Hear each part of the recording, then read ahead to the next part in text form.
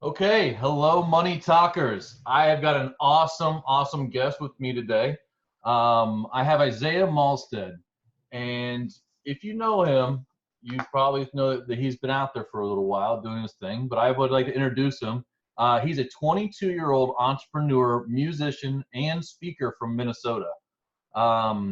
He started a business at 14 years old. At 18, started real estate investing, and now he's looking to take the family business way up to the next level. And so I've asked him to be here since A, he's freshly out of school. So, but B, he's been in the school of kind of entrepreneurship and hard knocks here for a little while. And so I am super excited to have him here. Isiah, you want to say hi? Hey, thanks Cody for having me. It's always a blast to be on a podcast.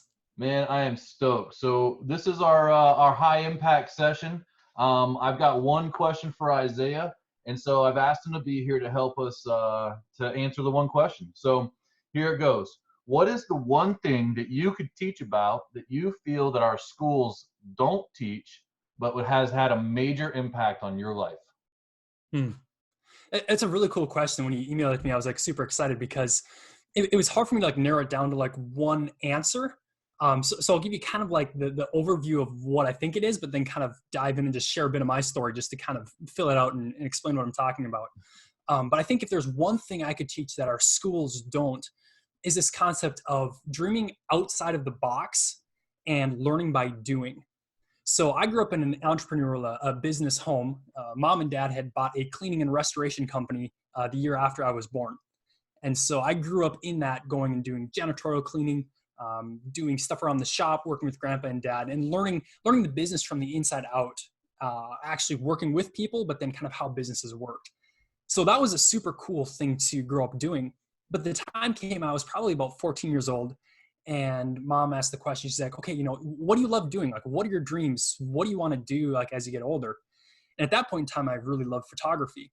And so I was like, well, I think I'd like to do something with photography.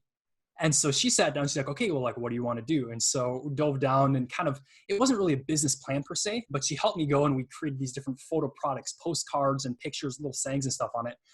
And so I learned how to do that part of it, like, sourcing inventory and going and stocking these display racks that I would go and pitch people on the idea of, displaying at their local stores.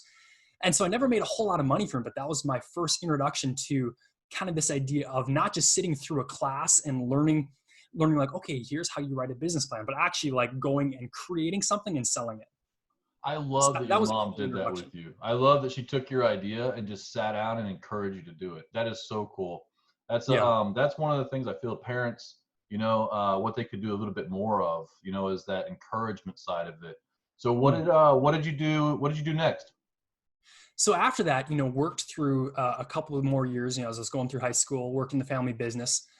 Didn't really focus on the photography side of things. And any of you who are kind of entrepreneurial minded, for me, I was one of those kids who had a new interest every couple months, right? So it always changed. But I was the second oldest out of all of his kids, and so my older brother had bought a piece of real estate that had a fire in it. That was the industry we were in, so he had a pretty easy time fixing it back up and renting out these couple of units. And so it got to the point I've been working, pretty much full time then through the summers and whatever, and had a fair amount of money put away. And I was like, it's not doing anything sitting in a bank account. What do I want to do with it? And so started looking at some houses. One came up on Facebook. A good friend of ours was a realtor, so went and looked at it, went and looked at a second house, and ended up buying this foreclosed house and putting some time into fixing it up. So that was about a 2-year process, working along the way, still doing school stuff, joining a business coaching program with our family in the middle of that with the Ziegler Corporation. But learning how to A, do the actual work of fixing it up, but B, actually learn like the financial side of it. Like, okay, how do I actually like run the finances for this? Like, where does money come in? Where am I spending it? And learning like just the whole financial transaction side of real estate. So do you think that you could have learned all of the things that you learned from a book or a class, or do you think that it was better to get out there and hit the ground running and fall on your face a few times? It was way better get on the ground running and fall on my face a few times. It was one of those things where like before I started, if I knew what all it was going to entail, it's one of those things like I don't know if I would have started, right? And if I would have tried learning it all before I started, it would have been like super overwhelming. But actually like going outside the box and like just jumping in and learning it by doing it, when it came a step at a time, like, oh, now I have to learn how to do this part. Oh, now I have to learn how to find a realtor. Oh, now I have to, as I had to learn each piece step by step, that was really, as a 17, 18, 19-year-old guy, it really helped me learn and grow as a person, learning step by step. Yeah, I think that it sounds like you may have actually just had some more opportunity there to learn how to learn. Mm.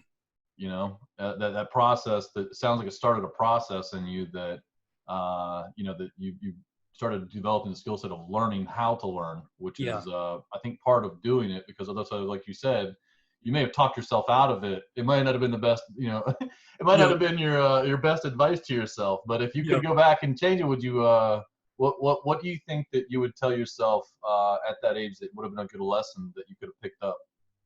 If I could go back and tell myself like something different Yeah. about that whole process, um, I think I would tell myself to do it quicker, to try to hire a team to walk through the process with me, someone to actually do. On the one hand, it was a super cool experience learning through the process, learning how to do grout work, learning how to do flooring, learning a bunch of different stuff. But if I were to do it again, I would hire it done, get it done much quicker and get a bigger turnaround, to be able to do more houses at the same time. Yeah, I think in real estate, especially when people look at flipping and they watch the TV shows and it looks like it's just all put together, but there's time is one of the biggest profit killers is time, Mm. right? Yeah, And it's absolutely. but I agree 100% because I've gotten into real estate investing, and it's you get your hands dirty in there, and it's a fun experience. Yeah, it is. You But to know? kind of segue off of that, to kind of go back into that, what do I feel schools don't teach Yeah. is when you learn something by doing it, you learn if you enjoy it or if you don't. You learn if you're good at it or if you're not. You can kind of get a romantic notion in your head of what something is, but until you actually do it, you never really know if you're good at it or if you like it. And so Yeah. by being able to walk through that process, I was able to learn, hey, project management is not my natural strong suite. I'm not naturally good at going, okay, here's the numbers, here's the list, here's what needs to happen in this order, and keeping everything online. That's not my natural strength. Put me up in front of a group of people I've never met before and have me talk to them, and I'm totally, I'm enjoying it. I love it. But have me like sitting in the back and not able to talk to people and keeping everything, that isn't my strength, right? And so I think a lot of times in schools, we try to put people into boxes and say, okay, this is who you are, this is how you need to do things. And not saying that's every school, but I think just generally, across the system. But the cool thing for me with that process and then diving into a business coaching program was learning to kind of take a step back and go, kind of really those same questions mom asked me when I was 14. What are your dreams? What do you want to do? What are you good at? What do you enjoy doing? And asking those things and suddenly realizing the idea, especially in America, the way it's structured today with the internet and with everything else, there are so many ways that you can earn money doing things you love and you enjoy doing, that it's crazy. You don't have to go and sit through a 4-year college degree in order to do something. I decided to skip college. I did business coaching stuff instead. Signed up for a real estate coaching program, signed up for a internet marketing or online business coaching program. And through a bunch of that stuff, really created my own education. I learned how to learn, right? And so I think that's something that isn't talked about enough in schools, is the fact that you don't have to pick a profession as in, I'm going to be a doctor, I'm going to be a lawyer, I'm going to be a plumber. There's a lot of room to really ask the questions of what do I enjoy doing, and what avenue can I take to actually earn money while I'm doing that. Yeah, what I hear one big takeaway as we're talking, and it's kind of stuck out to me, is that conversation that your mom had with you. Hmm. That as a parent, that changed your trajectory, right? Hmm. And so that's one of the things is we take a high impact takeaway, moving that needle and not shutting down your idea and saying, no, that's dumb, you can't make money shooting photos, instead of saying, hey, you want to open a business, this is how we do it, let's go find out how to do it together, right? Yeah. And opening your eyes and saying, hey, you could do something, and encouraging you to pursue your passion, Yeah. whether she thought you were going to make money at it or not, Yeah. change the way that you look at being able to open up and do businesses and dive into buying real estate, into pursuing your passions and getting coaching and that outside the box thinking. And for Yeah. me, that high impact takeaway, that's the one that I hear where it says, hey, you know what? If your kid's got a great idea, even if it's not great to you, help them, push them, show them the way. Because even though, like you said, you didn't make a lot of money at it, that wasn't, but you did. right? Yeah. In real Long terms, term. that changed your trajectory because you might not have opened up a business until you were 38 as opposed to 14, Yeah. or Yeah. ever. So I think that's a big high impact takeaway just in this conversation. Yeah, absolutely. Awesome, man. Well, listen, how do if our listeners want to find out more about you, how do they get more of Isiah Mahlstedt in their life? If you want more of me in your life, the best way is probably I have a podcast called The Worth Living Life. So if you go to your favorite podcasting platform, whether it's Apple, Google, Stitcher, wherever it's at, Spotify, just search The Worth Living Life. I've done a number of guest interviews, a number of stuff that I've learned along the way.